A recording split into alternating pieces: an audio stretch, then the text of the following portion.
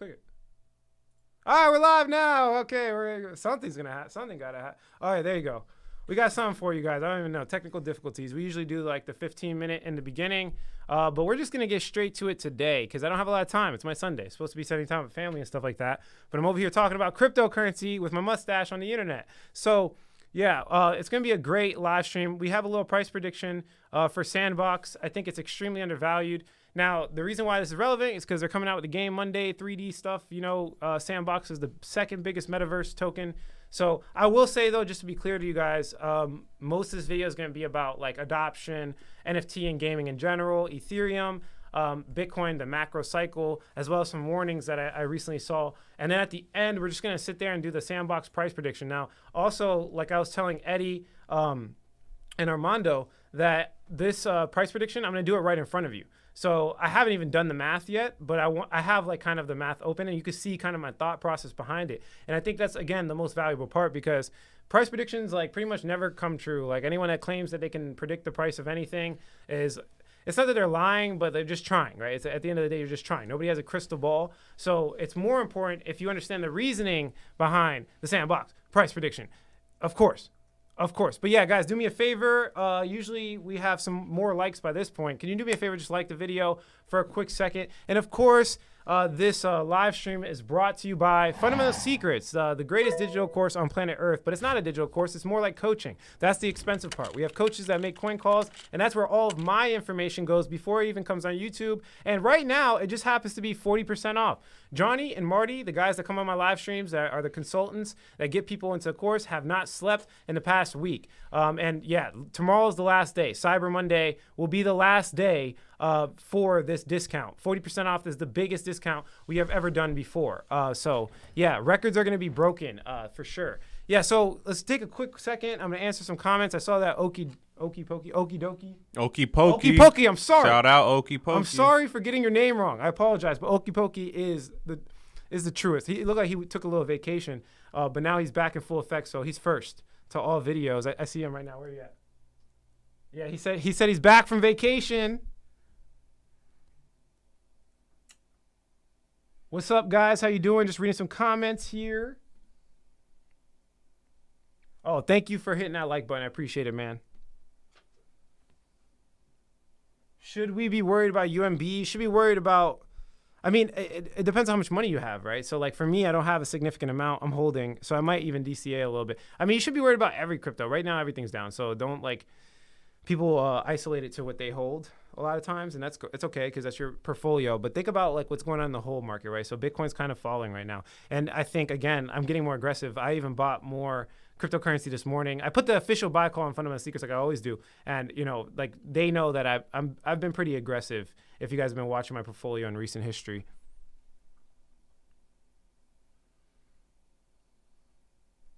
Thanks, Joel. Yeah, I appreciate. Yeah, he's saying the course is worth it. I mean, it's not okay. Is worth it or not worth it? It's just a question of how much effort you put. So just to be clear, it's not a get-rich-quick scheme in any way, shape, or form. You're gonna have to put in effort, and you have to have money to invest. So if you have like less than $2,000, I highly suggest you do not buy my course. I'm telling you right now, do not buy my course. You need to invest in yourself. When it comes to actually buying cryptocurrency. So only if you have money after buying my course where it makes sense, because you can use the education to make more money.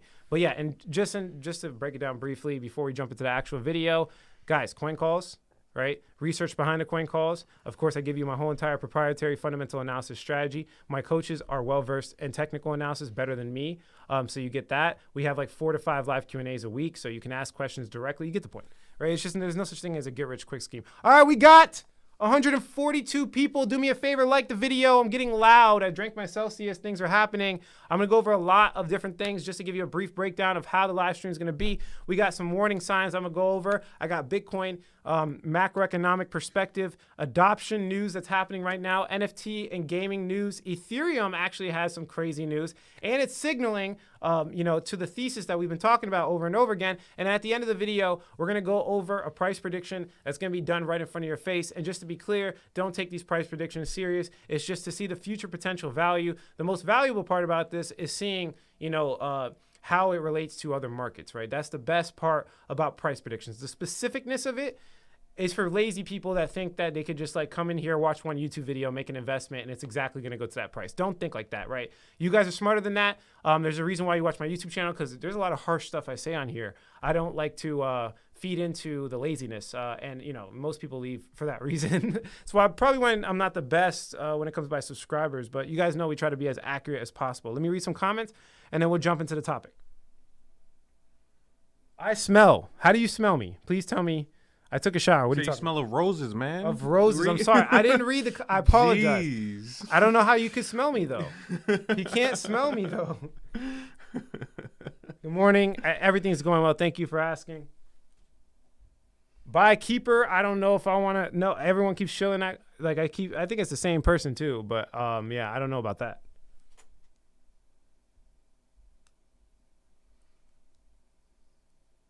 Do I have a payment plan for FS? Yes, we have multiple options. It's not just one. So go just literally apply at the website, thefundamentalsecrets.com.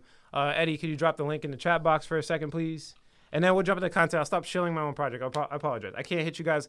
I keep away the sponsorships as best as I possibly can, but, I got to do my own things one of these days. All right, so after Eddie drops the link in the chat, you could pop open my screen here, and I want to show you something. This is a nice infographic that I came across. And a lot of times I think people sleep on strategy in crypto. They're kind of just aping in to anything anyone says. And not only that, but they think they have a strategy, but they don't really actually have something. And I also want to say that most people are not as smart as they think, including myself. Like sometimes I think I could do too much.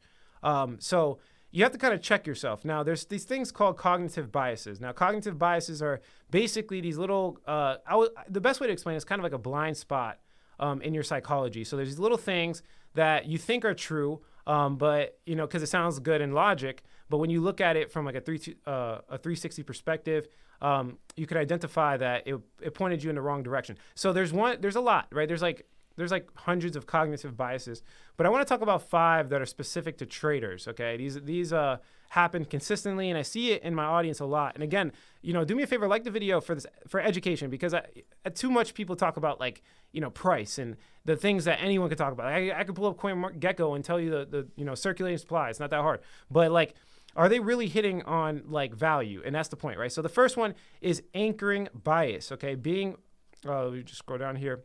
It's basically a tendency to anchor on the first piece of information you receive when making a decision. So this is actually really, really big. So a lot of times you'll see someone, do a little bit of research, and then this is a huge one. I see it all the time. And they'll type in their coin on Google, and then they'll go to the top 5 articles on Google, right? And then they'll read the top 5 articles on Google, and they'll do this on YouTube too. They'll click the top 5 videos on YouTube, and then they make their investment decision off of that little research.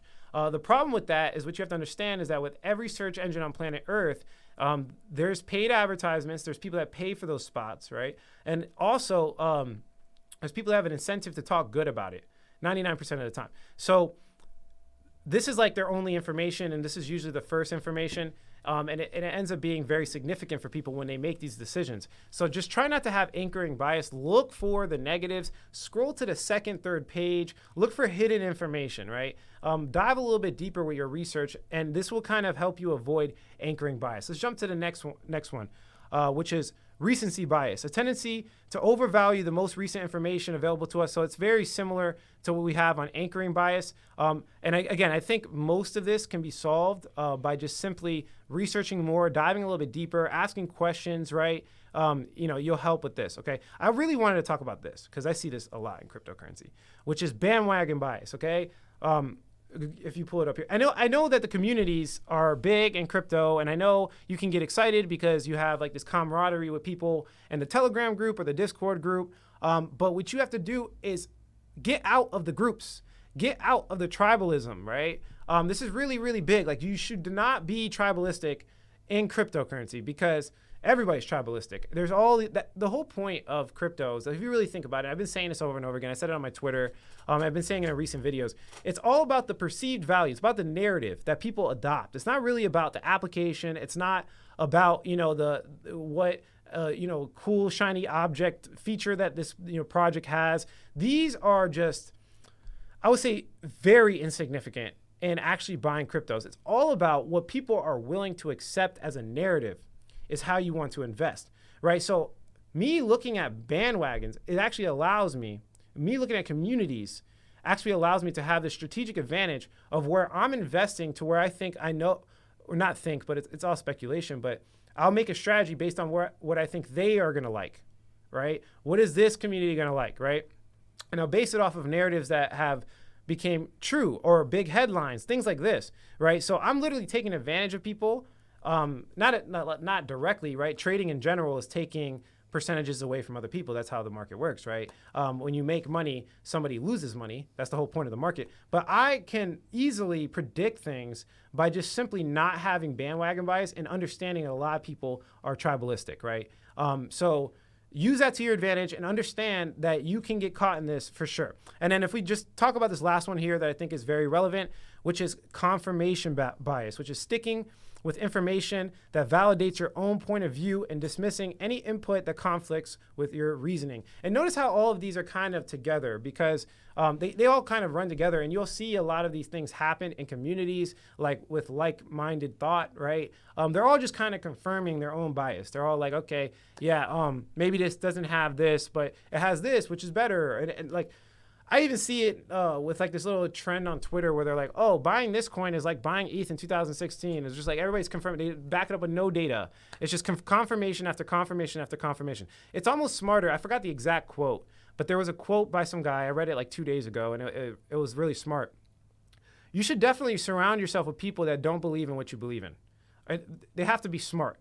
Of course, like you don't want a stupid person telling you not to invest in, in crypto because it's a Ponzi scheme. But I would say that you want to involve yourself with people that will invalidate your thought process in a smart way. And it basically tells you, or they'll force you to think about new things is how you want to move.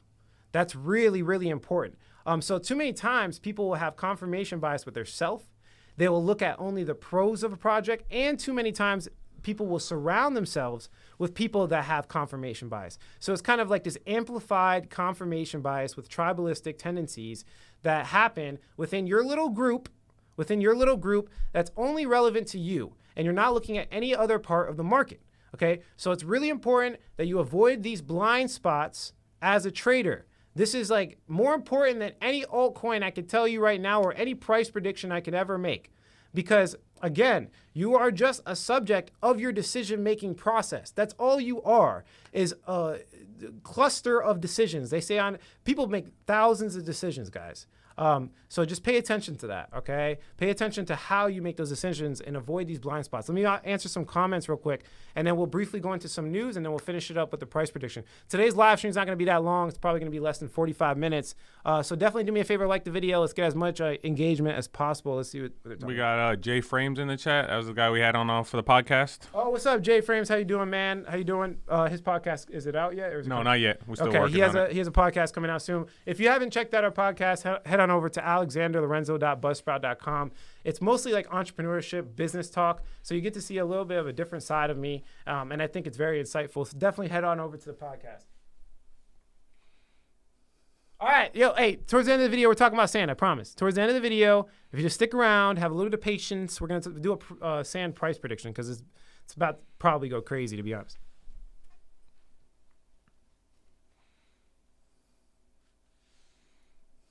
All right, so we don't really have any. What about what's the best site to mint images? Is that we have a good answer for that? Best site to mint images? You mean mint NFTs? Yeah, that's probably what. To be honest, we manually do it. The last time I checked into it, we like manually created it. So I can't. I don't know. I don't make NFTs, and I'm not going to comment on something I don't know. Maybe I'll find out in the FT. What's the name, Armando, of the FTX? FTBLZ. Yeah, so I'm going to NFT BLZ in the FTX arena on Tuesday. So that's like a whole NFT event. Maybe I can, figure out that information. Leave a comment in the chat box if you guys are going. We can meet up. I'm going to be in the FTX arena on Tuesday. So we can meet up. We can talk. It's going to be a great time. Crypto community, connecting in a non-metaverse world is beneficial. I promise. All your interactions don't have to be on Telegram and Discord. You could do it in person too. There is a benefit to that, just to be clear. Okay, someone says, don't talk about sand, talk about DYDX. a video's dropping tonight. Stay tuned to that video. It's like 30 minutes long. I deep dive. I know a lot of people have been asking, oh, Alex, you're making these kind of quick videos. I want you to dive deeper. And yeah, I have one coming today. Yeah, he's dropping it today. He's about to finish the edit right now. He's probably going to export and drop it. So stay tuned for that. That's one of the deeper videos. I think it's like 25 to 30 minutes long. You know, classic Alex, fundamental analysis, diving extremely deep into the project. So pay attention for that. I said, what are your top 3 inventions of all time? One of my top 3 inventions, like what I invented. Yeah, you used to invent some things back in the day, man. Back in the day, I did a lot of stuff. What's my top? Potato shooters and stuff. That's a good question. I don't know. Off topic, what are your 3 greatest inventions of all time? That's a hard question. I have to think about that because I've made a lot of different random stuff. One. It's not really an invention, but my original Ethereum mining rigs was definitely a very profitable investment. I wouldn't be here if it wasn't for those mining rigs. That was one big one. What other? One. It's not an invention. These are not inventions. I just copy people on YouTube. I copy people on YouTube the same way you copy. I'm not an inventor, but I made like one of those axe throwing walls. So it's like a wall and you throw your axe, and that was fun for while it lasted. But yeah, I've done a lot of stuff, man. Highly active. All right, let's jump back into the market. It's getting a little boring in here. All right, so if we go with the Bitcoin macroeconomic perspective. Oh, wait, first, let's warning. Quick warning, guys. There's all types of scams. I just wanted to briefly tell you this because it's like definitely with the holiday season, we're seeing a lot more. So the only people you should ever talk to is on a face-to-face conversation with Marty or Johnny when it comes to purchasing something from me. The only thing I sell is fundamental secrets. I don't trade for anybody. I don't have a private investment group. And I'll not never, sometimes I will reach out to you. Like I'm answering a lot of stuff in Instagram and Twitter, but I will say that if I reach out, you'll know. Like I'm not going to like have like full blown detailed conversations because there's hundreds of you, right? And a lot of these scammers will do that. They'll talk to you a lot just to try to finesse your money. So just be careful. They're coming to YouTube. They're on Google. They're on Instagram. They're everywhere where I am. They follow me. They're the shadow that tries to take your money. So just make sure you talk to Johnny. This is the reason why we do the Zoom calls, so you can see them in their face. You can see their face. You can see that they're a real human. Talk to Johnny or Marty at thefundamentalsecrets.com. And if you didn't apply to the website and Johnny or Marty are contacting you and you did not apply, then just see it as a little bit of a red flag, okay? Be careful of the scams. Also, I wanted to talk a little bit about this because I saw this article. It was pretty interesting. Okay. Headline just went. Oh, there you go. The banks are charging a lot of overdraft fees, billions of dollars worth. So, I mean, look. At the end of the day, maybe Armando could probably comment on this a little bit deeper. But I will say, though, at least in a cryptocurrency. Armando, you want to come comment on this article? I feel he's a ex-banker, so he could probably chime in. Go ahead. Yeah, just because this is probably my area of expertise, just because I obviously just came from the finance world, guys. I used to work for Wells Fargo, and the amount of overdraft fees that I was tasked to like ask, because people would come and ask, obviously, and be like, hey, light bill just came in, my direct deposit still hasn't hit, but the light bill just went through and I just got charged $35. But I'm only missing $10. They still charge that overdraft fee 9 times out of 10. And there were only so many times that those fees could be reversed, right? So the amount of times that they charge you fees for just a few dollars that you're missing is incredible. And something needs to change, and this is where crypto comes into the space, right, Alex? Yeah, something needs to change. So it's absolutely crazy, and just think about this too, right, guys? So it's not just overdraft fees, but wire transfer fees. So let's say you're a business that we obviously are a business, right, and we're sending money across international or stuff like that, right? They charge you, at least at Wells Fargo, it was a $45 international wire transfer fee. So every time you want to send any amount of money outside the United States, it was $45, and there was no way to get around that. And if you're a business that's dealing with international trade and getting stuff imported all the time, you're constantly doing these kinds of things. So the amount of money that these businesses spend yearly basis on not just overdraft fees, but wire transfer fees, ordering checks, it's just adds on. I can give you a whole list of the different things that they would charge you for. So it's absolutely incredible. Yeah. And just to add on that, basically, yeah. So you have this big value that's is super inefficient with regular banks that cryptocurrency can take, with remittances and everything he was saying. There's so many different fees. And if you really think about the business model, they're capitalizing on poor people. That's just absolutely ridiculous, to be honest. And I just kind of wanted to just throw that warning out there to, warning to anyone involved with banking. Make sure you understand what you're getting yourself into for sure, because those fees can add up to billions in this case. All right, let's jump in a little bit to some Bitcoin and macro. I wanted to show this chart again. I know we talked about it briefly, but it blows my mind, and it's just crazy. It's just crazy that we have double-digit inflation in this many places on planet Earth. Like, I think that's super crazy. I don't know. I can't really stress it enough, but I feel bad for people involved. I feel bad for people that are not even educated enough to know what inflation means. And the government is just consistently taking advantage of these people. Like, it's basically, it's slavery. It's slavery if you spend all of your time for money, right? You spend all of your time for money, and they take that. They take the money. Because eventually, if you really think about what money is, and a lot of people don't do this, but if you think about foundational principles of what money is, it's encapsulating your time. That's all it is. You're trading your time for this digital note, and then somebody's basically taking away 20% of that digital note of everything you've saved. So you can't even save for the future. You can't even save time for the future, right? So this kind of ruins countries. It ruins innovation.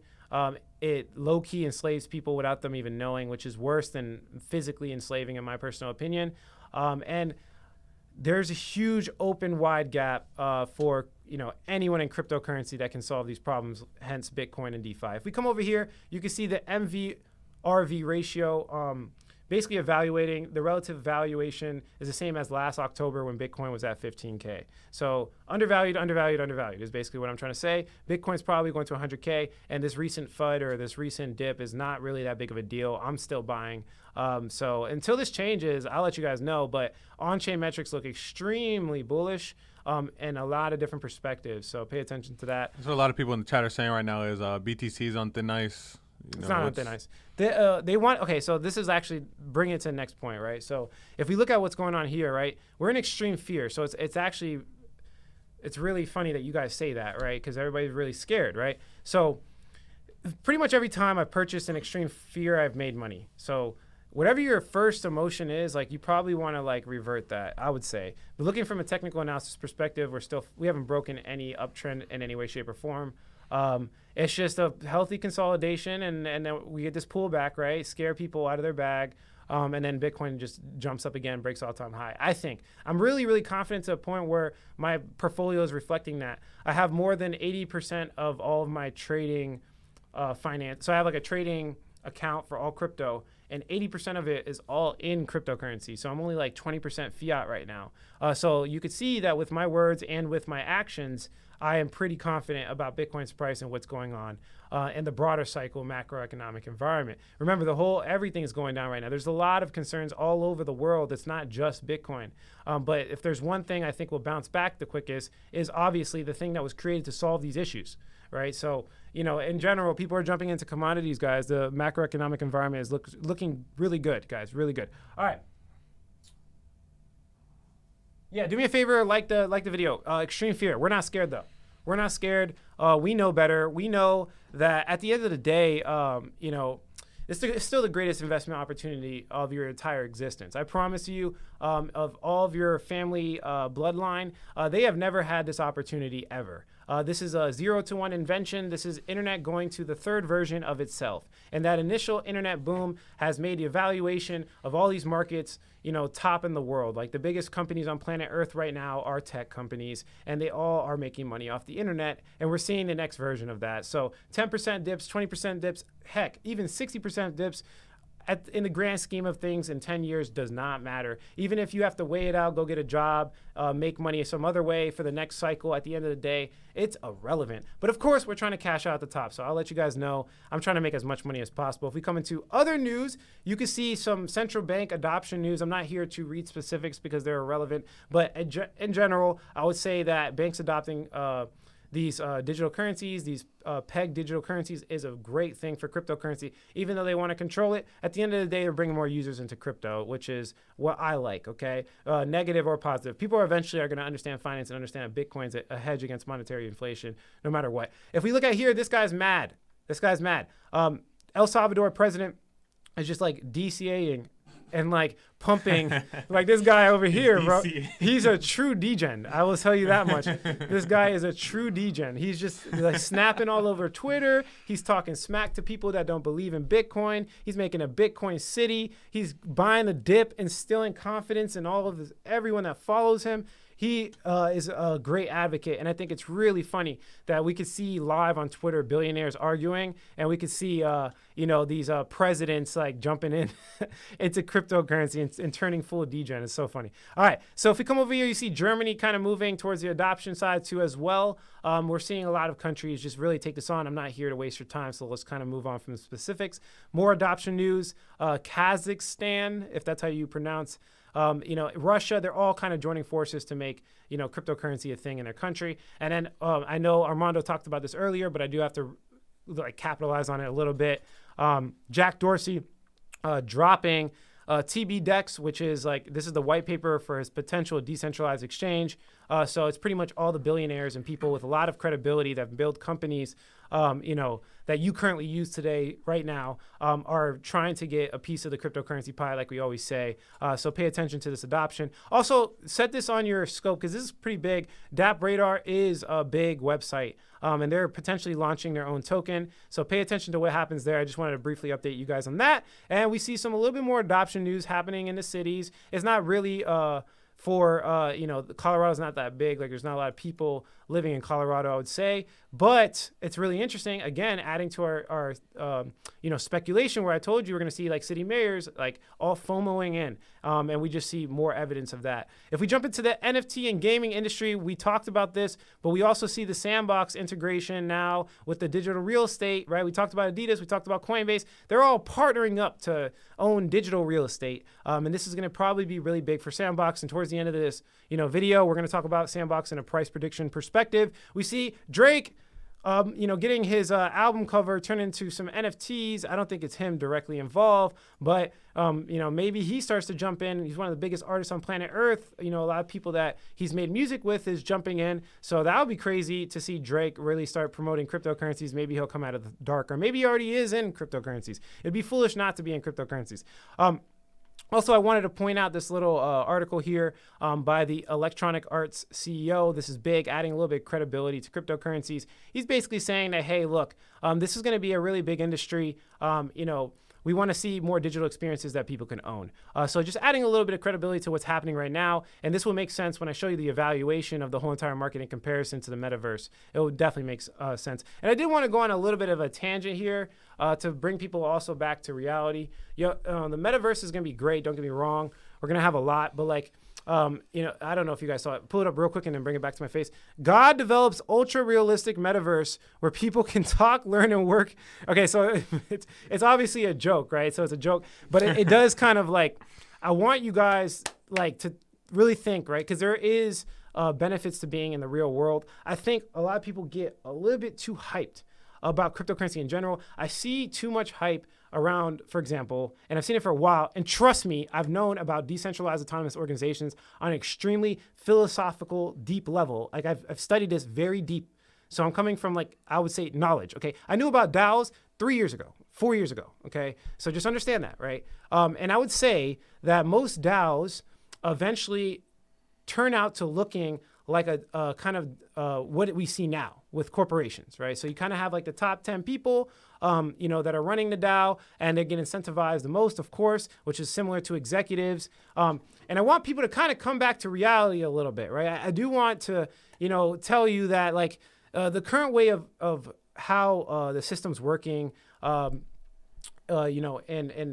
making businesses and stuff like that. It works. It's just DAOs are taking away the efficiency, or they're adding efficiency, right? So you can get incentivized more. There's things that can happen, right? So in general, I think that there's a lot of value to have in the real world, and you shouldn't just be a person that sits there on a computer interacting. You got to get out a little bit, and I think it's very healthy to all investors to just get themselves out of the metaverse a little bit. It's going to be valuable. Don't get me wrong. There's going to be experiences you can have there you'll never have before, but there's also experiences in the real world. So bring it back to reality just a little bit, I would say. All right. In other news here, you can see that Ethereum is burning a lot. We talked about it before. So we talked about before. They have 1 million ETH burned from the transaction fees. So this is obviously a big catalyst for sure. But we also see Vitalik Buterin coming in with this article here, which I think is probably the biggest news of this, to be honest, even bigger than the price prediction. I know you guys want price predictions, but this is pretty big. So he put in a proposal, EIP 4488, and just to briefly explain it, he wants to lower gas costs for layer 2s. All right, let me say that again. Did you guys catch that? He wants to lower gas costs for layer 2s. So he is hinting on the fact that he wants layer 2 development to happen better in the short term. So this is confirming again our thesis that we've been saying over and over again. When you see the person that, I don't know, created the platform moving on something, then you probably listen to it. This is foundational, fundamental news, people. He wants to lower the gas costs and he wants to make layer 2 more accessible. Also, it's hinting slightly. He wants to frame it as short term. He's framing it as, oh, it's a short term thing. Eventually 2.0 is going to come out. But you can't take away the network effects when it happens. So we are seeing layer 2 adoption right now with active users higher than Ethereum mainnet and Polygon. We see a lot of value getting locked in layer 2. Can he switch that in the future back to Ethereum 2.0? I don't know. All I know is that you see the insecurity and you see him trying to push people to L2 consistently over a long period of time, meaning, that's probably where it's at, guys. That's probably where it's at. Now, just to show you, too, if this happens, we pull it up here. These will be the estimated gas costs after the call data cost reduction, which is what he's proposing. And this could be big. This could be big. Bridging over to layer 2s are annoying and expensive. And if you could lower the barrier of entry, I could definitely see people moving more and more. Now, from a strategy perspective, I was just kind of going through the Reddit. I go through the Bitcoin Reddit every so often. It's definitely a good source of information for Bitcoin and what's going on. But we see things like this and it pisses me off. Things like this piss me off, okay? Just YOLO'd my inheritance into BTC. It's like, at this point, what are you doing? What are you doing, right? So I don't okay, pull up the front angle. It kind of brings us the cognitive biases go on a a little rant, bit. man. I got to go on a rant, man. It kind of brings up the cognitive biases we were talking about at the beginning. It's like, you see how they glorify this? This was a top shared post. It has 945 shares. They're glorifying someone YOLOing their whole entire inheritance into BTC. And then they're literally, championship level balls or practice. What? The champion. They're glorifying someone to dumping their whole... I am the exact opposite of this. Okay, this is the perfect way of getting wrecked. People are influencing you to get wrecked and lose your money. I don't know, guys, what you want me to say, but don't do that. Join a group of people that are really thinking about this the right way. Don't put your whole inheritance into anything. Always be cash heavy. Even if, it's great. Okay, you're getting onto Bitcoin. It's power to Bitcoin. But it's don't you think it would be better if you dollar cost average your whole inheritance into Bitcoin instead of YOLOing it and dropping it all in there? It's okay if you want to use it for investment purposes, but don't be stupid. Don't be stupid. Bitcoin's very volatile. Buy the dip. He doesn't have any money to buy the dip anymore. Dude probably heard you on YouTube saying that BTC was going to 100K. Yeah, he probably heard me and made an investment decision like everybody else that watches my videos. All right, so we are officially done with the macroeconomic environment, what's going on there. We're going to go into, is the roof dripping? Did you see that? Wow. We're moving into a new office relatively soon. So see the come up, the behind the scenes. Stay tuned to the channel, subscribe to the channel, share the video. You're going to see an entrepreneur go from nothing to something. You can go watch my other YouTube videos. That's originally why I made my YouTube channel. So, also, I'm gonna be transparent. So I'm gonna show you guys everything that happens in the background, even if it makes me look stupid. Even if I make a mistake, and you get to see all that. Also, we have a $200 giveaway happening right now on Twitter. So if you head on over to Alex on Crypto, that's the @ handle. Eddie, drop the link. Drop the link. You can get $200 for promoting my Sandbox video. We want to get as many people behind it as possible. Obviously for exposure for my YouTube channel. And all you have to do is follow a couple of steps. Also, Claire, our recent hire, she's going to be handling a lot of giveaways. So I wouldn't be surprised if I do a giveaway twice a week. So just pay attention to that. The reason why I didn't do it before is not because I don't have the money. It's because I can't physically manage it. I had no one to manage it. Now she's going to be running it up with the giveaway. So take action in that. Yeah, it'll be pinned in the comments when the stream is done, guys. All right, he'll pin it in the comments when the stream is done. So wait for that. But I mean, you could just go to my Twitter. It's Alex on Crypto. Just search Alex on Crypto. It's the big pinned thing. All right, let's finish it up with a Sandbox price prediction. So there's a couple of ways you can evaluate this, and you can see why I do it. And I think that's the most valuable way, is understanding how I do it.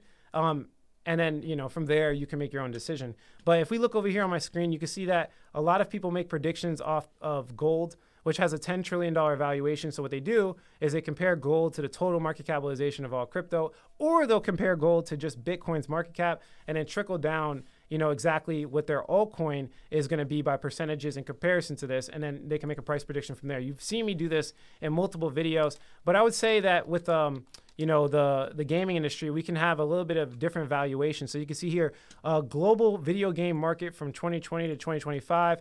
So the projection for 2022 is about $200 billion for the global video game market. So what I want to do for Sandbox is probably related to this a little bit more, because obviously it's in this specific niche. There's another way you could do it too. You can kind of look at what this guy was saying here, Punk6529. He's really big in the NFT space and digital art and stuff like that. But he's kind of showing all value of non-fungible tokens. He's showing the value of Dogecoin, which, by the way, every single one of these market caps are bigger than Sandbox. So it's we could just tell that Sandbox is extremely undervalued, even today's date. I would say it probably will dump after this launch on Monday.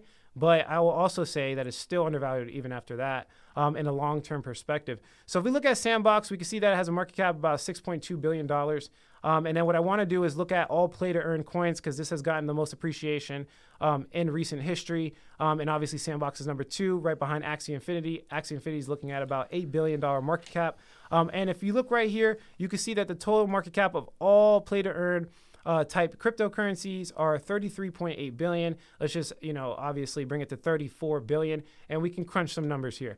So the first number I'm crunching here is a market cap of Sandbox in comparison to all of the category of play to earn tokens. So you can see again, 33.8. Let's pull it up here. Oh, we have 33. Let's do 34. Excuse me, guys. Sorry, I apologize. So we have 6 billion compared to 34 billion. Calculate.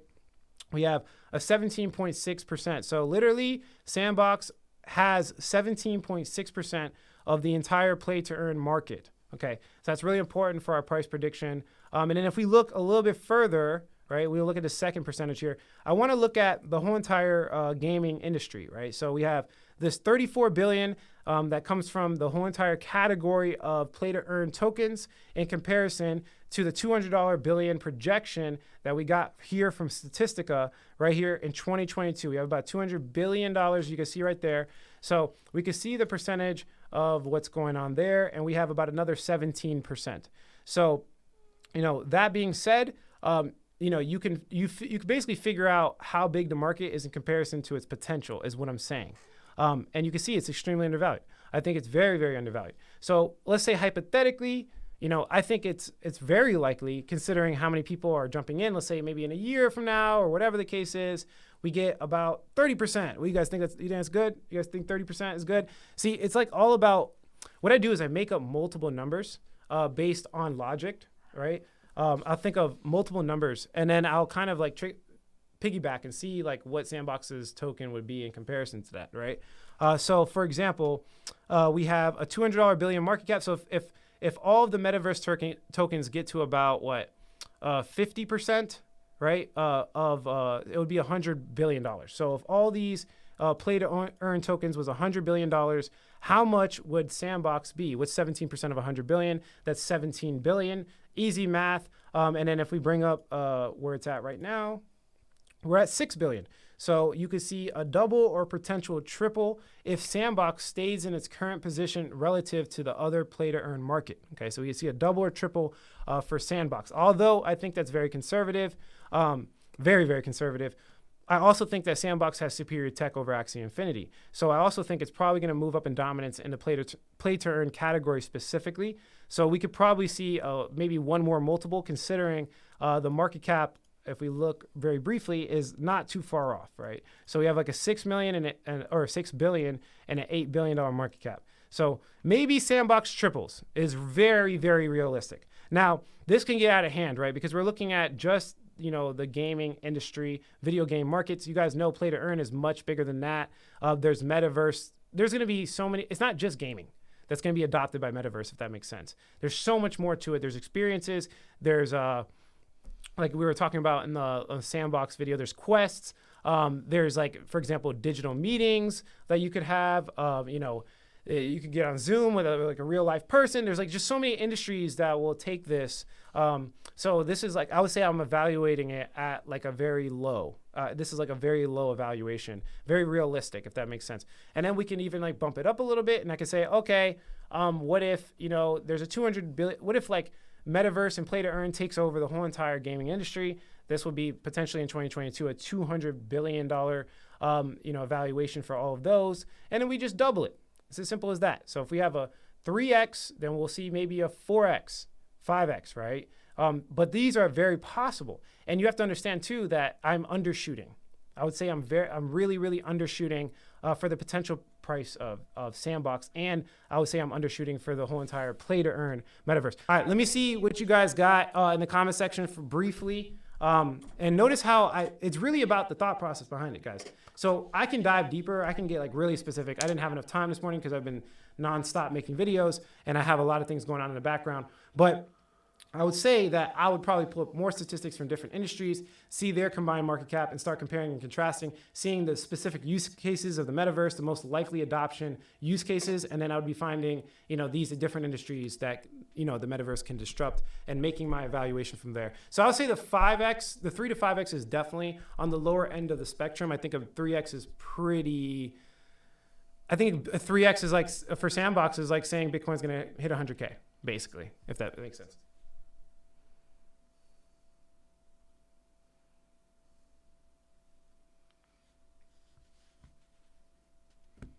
ADA is not dead. Who said it was dead? Nobody said it was dead. Yeah, someone's saying the audio is echoing a little bit. But yeah, Gala looks good too. Gala's kind of in the same boat.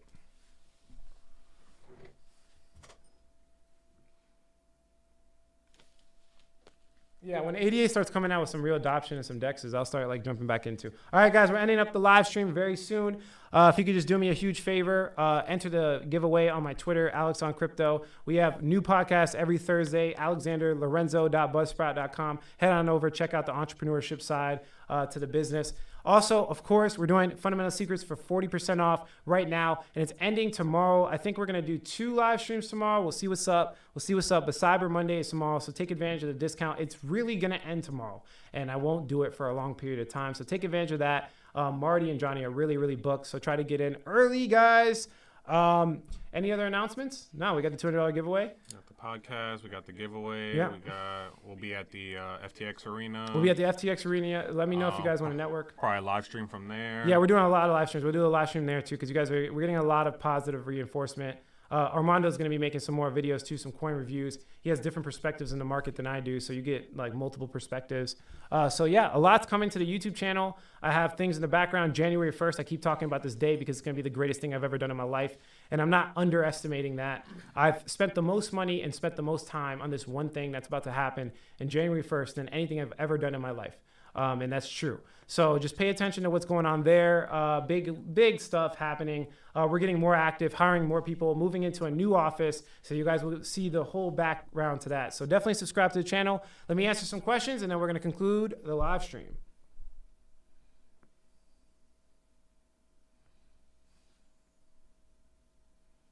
All right, so we have a lot of random questions, guys. Hey, I appreciate you showing up on Sunday. I work on Sundays too. Made a whole video. Yeah, hard to get out of the cryptocurrency market, to be honest. It's too exciting. Too much things going on. But yeah, that's it for this video, guys. Thanks for watching the live stream. If you like the quality of this content, hit like. If you don't, leave some constructive criticism. Subscribe for more video updates. And like I always say, if you don't get with it, you will get left behind. Catch you guys in the next video.